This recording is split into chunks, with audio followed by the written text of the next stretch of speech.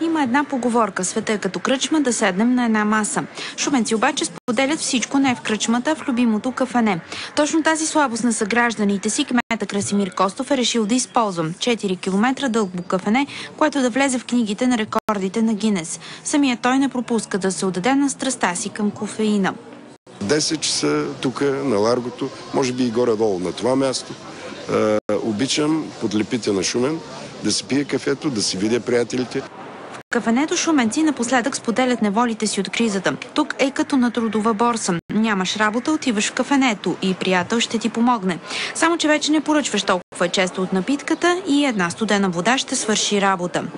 Шуменеца си е свикнал, може да намали от 2 кафета на едно, но ще ходи на кафето. Шуменецът няма нужда от Фейсбук. Достатъчно е да минеш по централната улица с кафенетата и вече си включен в социалната мрежа. Коментирате ли си помежду си? Кой минава покрай вас? Да, доста често. Да, много често ги обсъждаме така как са облечени, примерно да речем, какви са новите модни тенденции. Поп-фолка си е все още на ниво, като гледаме така, повечето момичета си продължават с този стил.